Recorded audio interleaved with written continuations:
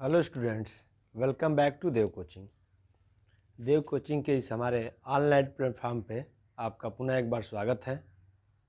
आज हम क्लास 10 के विज्ञान विषय के अंतर्गत चैप्टर 2 स्टार्ट करने जा रहे हैं, अध्याय 2, जिसका नाम है अम्ल, क्षार एवं लवण।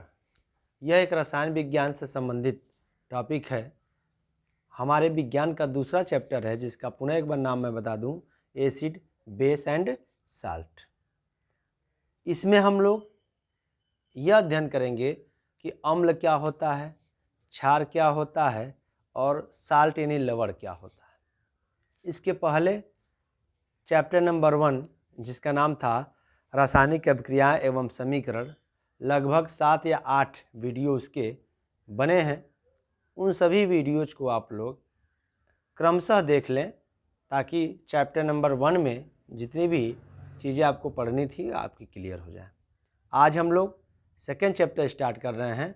ये भी काफ़ी इंटरेस्टेड चैप्टर है और यहाँ से न्यूमेरिकल हो या 1 नंबर के प्रश्न हो या थियोरेटिकल हो, सारे प्रश्न यहाँ से परीक्षा में पूछे जाते हैं।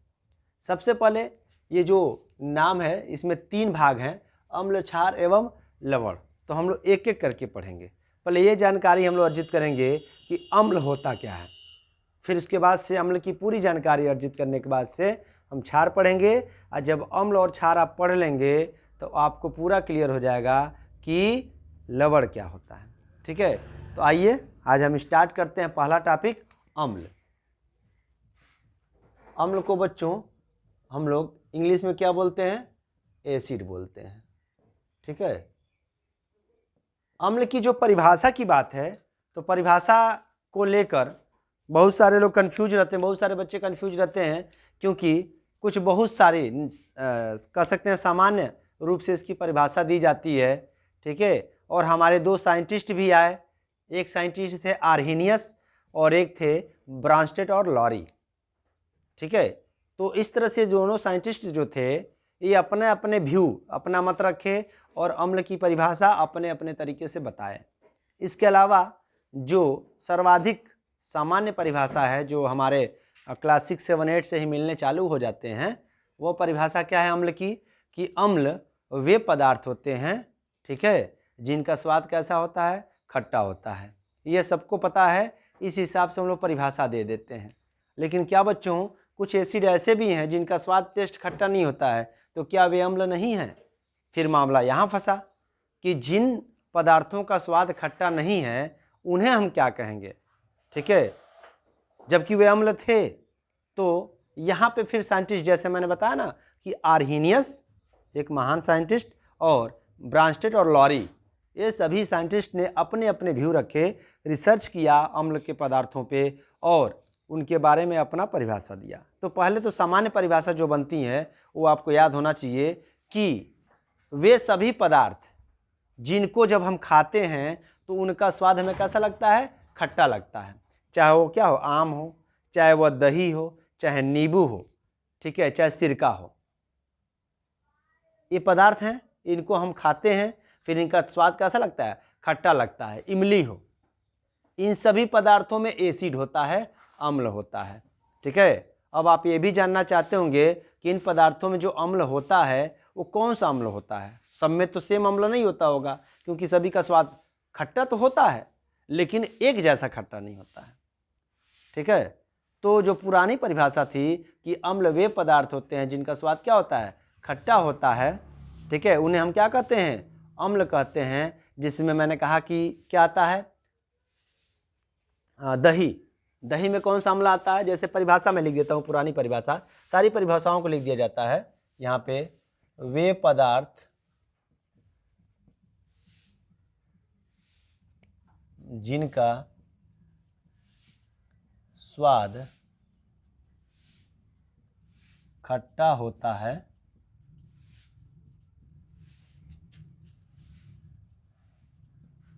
अम्ल कहलाते हैं। अम्ल कहलाते हैं। ये बहुत पुरानी परिभाषा है, सामान्य परिभाषा है, आपको आना चाहिए। जैसे इस परिभाषा के अनुसार अगर हम एग्जाम्पल लेते हैं, ठीक है, तो एग्जाम्पल क्या हो जाएंगे हमारे? दही हो जाएगा, ठीक है, क्या हो जाएगा, दही हो जाएगा। इसके अलावा सिरका हो जाएगा, नींबू हो जाएगा, संतरा हो जाएगा, सब अम्ल पदार्थ हैं, संतरा हो जाएगा, ठीक है, ये सब क्या है, अम्ल है। अगर हम बात करें तो जैसे अगर देखा जाए तो दही में जो अम्लीय पदार्थ होता है जिसकी वजह से उसका स्वाद खट्टा होता है उसे हम लोग कहते हैं लैक्टिक अम्ल। क्या कहते हैं, लैक्टिक अम्ल कहते हैं, ठीक है। दही में एक एसिड होता है जिसकी वजह से उसका स्वाद कैसा लगता है, खट्टा लगता है, वो पदार्थ कौन है, लैक्टिक अम्ल है। जैसे अगर हम बात करें सिरका का, ठीक है, तो सिरका में क्या होता है, आपको पता है एसिटिक अम्ल होता है, क्या होता है, एसिटिक अम्ल होता है। अगर मैं संतरे की बात करूं तो आपको पता है इसमें क्या होता है, साइट्रिक अम्ल होता है, साइट्रिक अम्ल होता है। तो ये जो पदार्थ हैं हमारे दही, सिरका, संतरा या अन्य जिनका स्वाद कैसा लगता है, खट्टा लगता है, वो खट्टा क्यों लगता है, क्योंकि उनके अंदर एक केमिकल होता है जिसकी वजह से उनका स्वाद कैसा लगता है, खट्टा लगता है। वो केमिकल्स क्या हैं, जैसे दही में क्या होता है, लैक्टिक अम्ल होता है, सिरका में क्या होता है, एसिटिक अम्ल होता है, संतरे में क्या होता है, साइट्रिक अम्ल होता है। इन सभी अम्लों की वजह से इन सभी पदार्थों का जो स्वाद होता है, टेस्ट होता है, वो कैसा होता है, खट्टा होता है, ठीक है। यह परिभाषा प्रचलित है, लेकिन मैं अभी बताया था आपको कि वे पदार्थ जो स्वाद में खट्टे नहीं होते हैं फिर भी वे अम्ल होते हैं। बहुत सारे ऐसे पदार्थ हैं जो स्वाद में खट्टे नहीं होते हैं फिर भी वे अम्ल होते हैं। फिर उनकी परिभाषा कैसे बताइएगा, वहाँ पे परिभाषा क्या हो जाएगा, गलत हो जाएगा। तो फिर एक साइंटिस्ट आते हैं जिनका नाम है आर्हेनियस, वे अपना व्यू देते हैं, अपना सिद्धांत देते हैं, जिसे कहते हैं क्या, आर्हेनियस का सिद्धांत, आर्हेनियस का सिद्धांत। तो आर्हेनियस का सिद्धांत बताने के लिए मैं थोड़ा सा आपको आयनन शब्द पे चर्चा कर दूं, आयनन क्या होता है, ठीक है, आप इसको नोट कर लीजिए। चलिए इसको मैं इरेज कर देता हूं, फिर मैं लिखता हूं, आयनन समझाता हूं, क्योंकि बिना आयनन की परिभाषा जाने आप आर्हेनियस की थियरी नहीं पढ़ पाएंगे, क्योंकि आर्हेनियस की थियरी क्या है, आयनन सिद्धांत पर आधारित है। किस पर आधारित है, आयनन सिद्धांत पर आधारित। आर्हेनियस के सिद्धांत पढ़े होंगे, उसमें आयनन सिद्धांत बोला जाता है। एक वर्ड मैं लिख रहा हूं यहाँ पे, आयनन, क्या लिख रहा हूं, आयनन।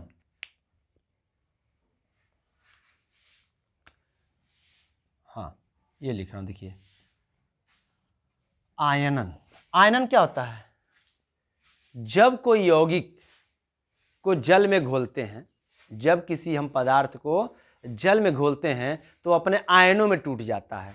किस में टूट जाता है, आयनों में टूट जाता है, उसे हम कहते हैं आयनन। जब किसी हम आयनिक यौगिक को जल में घोलते हैं तो अपने आयनों में बिखर जाता है, टूट जाता है, अलग अलग वियोजित हो जाता है। इस क्रिया को क्या कहते हैं, आयनन, ठीक है। तो कैसे, जैसे मान लीजिए मैंने क्या कहा कि HCl है, HCl है, HCl एक यौगिक है जिसका नाम है हाइड्रोक्लोरिक अम्ल। क्या नाम है, हाइड्रोक्लोरिक अम्ल। जब इसको जल में घोलते हैं तो ये किस में टूट जाता है, H+ और Cl- में टूट जाता है। ध्यान दीजिए, हाइड्रोक्लोरिक अम्ल को जब जल में घोलते हैं तो H+ और Cl- में टूट जाता है। तो आयनन हो गया ना, H धनायन हो गया और Cl ऋणायन हो गया। इसे कहते हैं हाइड्रोजन आयन, इसे कहते हैं क्लोराइड आयन। तो जब किसी यौगिक को जल में घोलने पर वह दो अलग अलग आयनों में टूट जाए, जिसमें एक ऋणायन दूसरा क्या हो, धनायन हो, तो इस प्रक्रिया को क्या कहते हैं, आयनन कहते हैं। क्या कहते हैं, आयनन कहते हैं, ठीक है। अब आइए इस आयनन सिद्धांत से हम, जैसे और भी बहुत सारे एग्जाम्पल हैं, KCl है, ठीक है, KCl है। KCl को भी आप जल में घोलिएगा तो K+ Cl- में टूट जाएगा, ये भी आयनन हो गया, ठीक है। मतलब किसी भी पदार्थ को जब आप जल में घोलेंगे तो वो अपने आयनों में वियोजित हो जाता है। इस सिद्धांत को कहते हैं आयनन का सिद्धांत या आयनन। अब इस आयनन सिद्धांत का यूज आर्हेनियस नामक साइंटिस्ट ने कैसे किया था, तो आइए अम्ल की परिभाषा हम आर्हेनियस के अनुसार बताते हैं, ठीक है। आर्हेनियस के अनुसार अम्ल की परिभाषा, अम्ल की परिभाषा। ठीक है, बेसिक नॉलेज होना बहुत ज़रूरी है बच्चों। जब तक आपको ये पता नहीं रहेगा कि अम्ल है क्या, तब तक आगे पढ़ना बेकार है। अम्ल का कॉन्सेप्ट क्लियर मैं आज कर देता हूँ आपका, इसके बाद निश्चित तौर पे आप भूलेंगे नहीं। पुरानी परिभाषा आपको पता ही चल गया, उदाहरण भी पता चल गया, लेकिन वो फेल हो गया। बाद में आर्हेनियस ने आयनन सिद्धांत का यूज किया और अम्ल की परिभाषा बताने का प्रयास किया। ठीक है, अब वो क्या कहते हैं, आर्हेनियस क्या कहते हैं, कहते हैं कि अम्ल वे पदार्थ होते हैं, अम्ल वे पदार्थ होते हैं जो जलीय विलयन में, जो जलीय विलयन में H+, जिसको हम लोग कहते हैं हाइड्रोजन आयन, H+, जिसको हम लोग क्या बोलते हैं, हाइड्रोजन आयन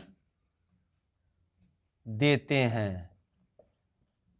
क्या देते हैं बच्चों, H+ या हाइड्रोजन आयन देते हैं। देखिए इनकी परिभाषा क्या है, वे ये क्या कहते हैं आर्हेनियस, वे सभी पदार्थ जिनको जल में घोलिएगा और जल में घोलने के बाद से अगर वह हाइड्रोजन आयन देते हैं और इसके अलावा कोई धन आयन नहीं बनेगा, केवल हाइड्रोजन आयन देते हैं, तो उसे क्या कहते हैं, क्या कहते हैं हम लोग, अम्ल कहते हैं। एग्जाम्पल देखा जाए, अगर मैं एग्जाम्पल की बात करूं तो मैं अगर HCl को एक अम्ल मानता हूं, हाइड्रोक्लोरिक अम्ल सभी जानते हैं, HCl को अगर मैं क्या कहते हैं, इसको हाइड्रोक्लोरिक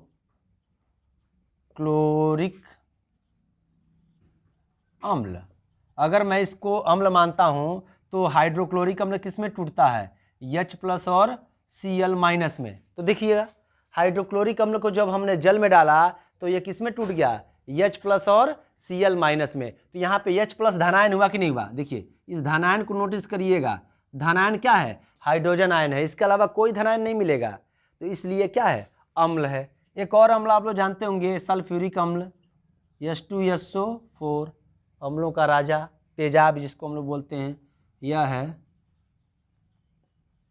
सल्फ्यूरिक अम्ल। ठीक है, जब इसको आप पानी में घोले तो सल्फ्यूरिक अम्ल में बताइए H कितना है, 2, तो यहाँ मैं लिखता हूँ 2H और H+ हो जाएगा, एक H पे 1+ होता है तो 2 तो यहाँ बैलेंस के लिए है, और इससे अलग कौन हो जाएगा, SO4-, आवेश कितना आएगा बच्चों, 2+ है तो 2- आ जाएगा। मतलब क्या है, जब आप सल्फ्यूरिक अम्ल को जल में घोलते हैं तो वह हाइड्रोजन आयन और सल्फेट आयन में टूट जाता है, हाइड्रोजन आयन सल्फेट। तो यहाँ भी देखिएगा केवल H+ ही तो है, प्लस के रूप में केवल हाइड्रोजन ही तो है, तो ये भी क्या हुआ, अम्ल हुआ। और भी एग्जाम्पल हमारे पास है, बहुत सारे एग्जाम्पल हैं। नाइट्रिक अम्ल का नाम सुने होंगे, HNO3, इसको कहते हैं हम लोग क्या, नाइट्रिक अम्ल, नाइट्रिक अम्ल।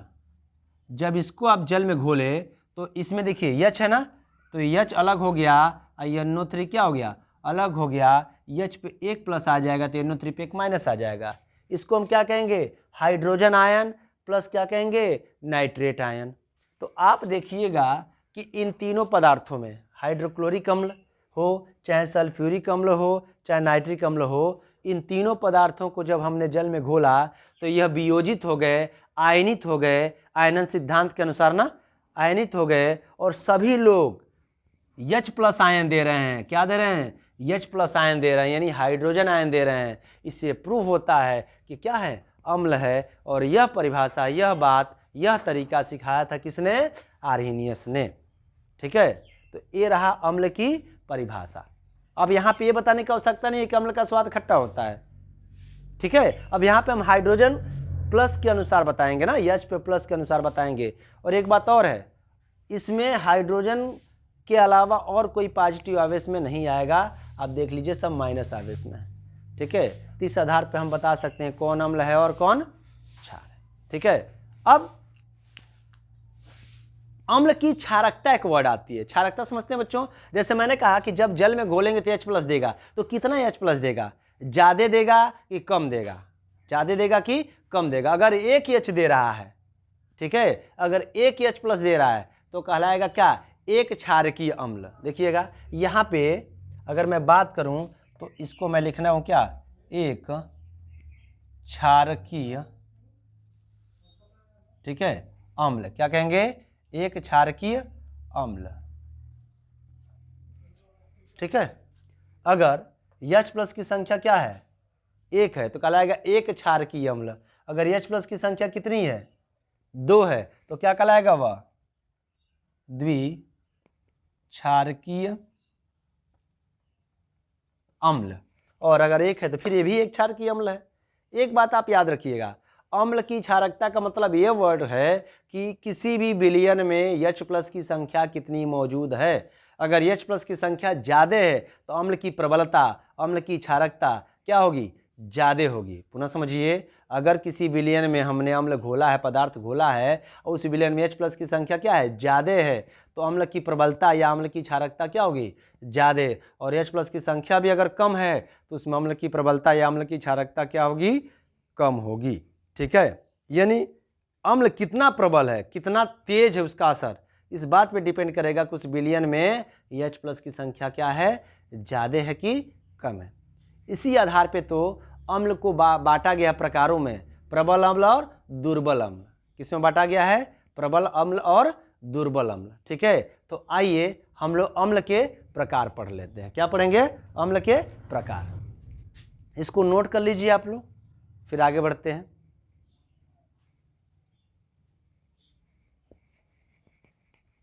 अब हम अम्ल का प्रकार पढ़ने जा रहे हैं। अभी आप सोचे होंगे कि अम्ल को अगर बांटा गया 2 भागों में या 3 भागों में तो कोई गुण होगा, बिना किसी डिफरेंट गुण के, या कोई भी गुण जब तक शामिल ना हो तब तक हम उसके प्रकार क्यों बनाएंगे, केवल अम्ल ही रहने दिए होते। तो अम्ल के प्रकार की बात तब आई जब देखा गया कि कुछ अम्ल प्रबल होते, वही क्षारकता वाली बात, कुछ अम्लों का असर ज़्यादा होता है, उनकी प्रबलता ज़्यादा है, कुछ अम्लों की प्रबलता क्या है, कमज़ोर है। तो जिनकी प्रबलता ज़्यादा है उन्हें कहा गया प्रबल अम्ल, और जिनकी प्रबलता कम है उन्हें कहा गया दुर्बल अम्ल। तो आइए हम लोग लिखते हैं अम्लों के प्रकार, यहाँ पर नोट कर लीजिए।